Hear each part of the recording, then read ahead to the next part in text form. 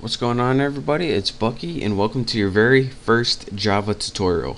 Now in this tutorial, before we begin writing any programs, we first need to download something called the JDK. And for all you new Java developers out there, this is the program that lets you actually write Java and actually compile it. And compile just means transferring it from code you can understand, the code the computer can understand. So just follow me, and by the end you'll be able to write Java code. So the first thing I need you to do is go ahead and open up your internet browser right here. And once you have that open, I'm going to use Firefox. Go ahead and go to the website java.sun.com.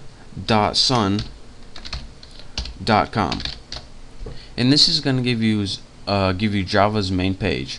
What you want to look for is the download link, and this is going to give you a bunch of different Java editions to download. You're going to want to go to the Java SE link, and this stands for Java Standard Edition. So go ahead and click that, and what we're looking for is something called the JDK, and this stands for Java Development Kit, so we can write and compile Java programs. Now we just want the top one, which is a standard one. This EE stands for Enterprise Edition. This NetBeans is something else. We don't want that. So just go ahead and find the standard basic edition and click download. And once you click that, it's probably going to bring you to a new page. Let's see. And yep. And it's going to say Windows, which we want, English, which we want. Go ahead and agree and press continue. I already have this downloaded, so I'm not gonna download it again. That would just be stupid. But once you download it, it's gonna give you an executable file. Now, your executable file is gonna look something like one of these. This is something else I downloaded, but it's gonna give you a file like this called exe.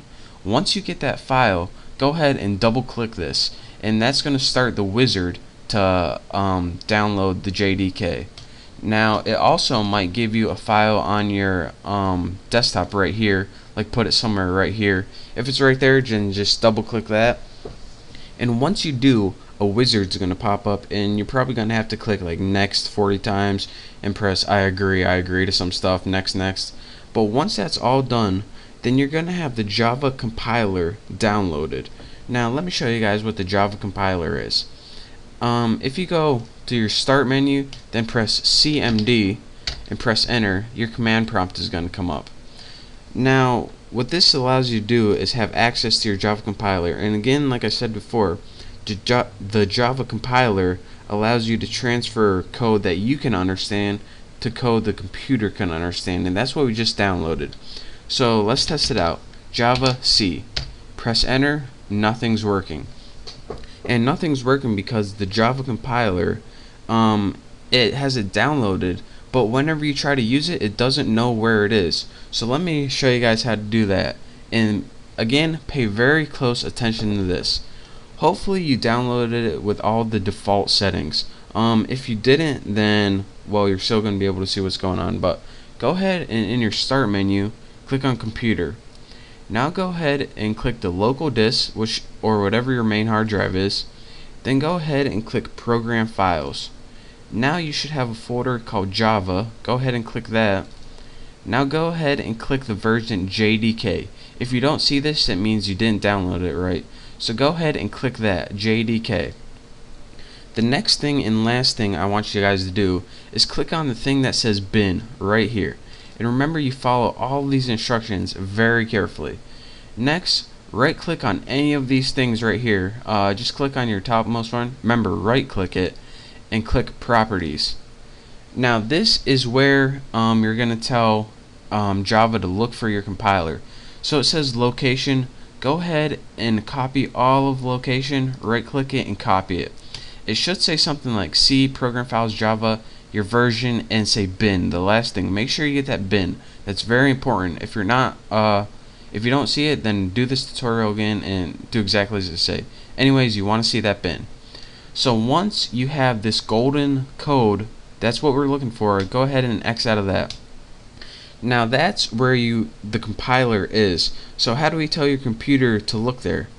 Well, go ahead to click My Computer again from your start menu, and click properties. Remember, you want to right click it and click properties. All of these are very important.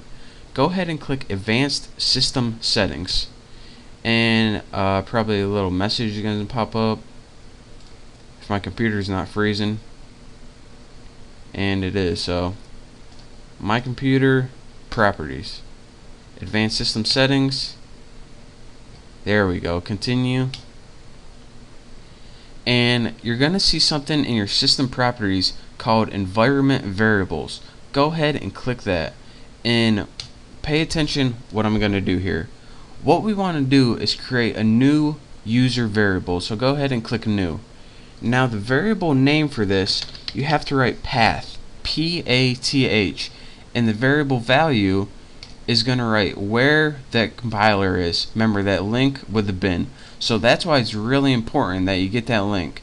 Now go ahead and click OK, and bam, click OK on this, OK, and you now have your compiler set up and ready to run. So go ahead and go back to your command line, and in your command line go ahead and type javac, and unlike before, we now have a bunch of crap that pops up, and this crap means that our compiler is ready and set and ready to go. So now, with that being said, we know that we are now able to write Java programs. So in the next tutorial, I'll show you guys how to do that, but for now, just follow this tutorial. That's how you install Java on your computer, so you can actually write Java programs.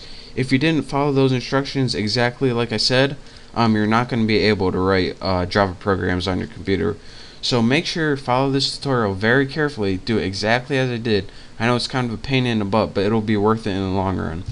So thank you guys for watching. Make sure you get Java installed. If you have any questions or I wasn't clear on anything, just send me a message or leave a comment, and hopefully I'll get back to you. So again, thank you guys for watching. Hopefully you have Java installed, and in the next tutorial I'll show you guys how to write our first Java program. So thank you, don't forget to subscribe to my channel, and I'll see you in the next tutorial.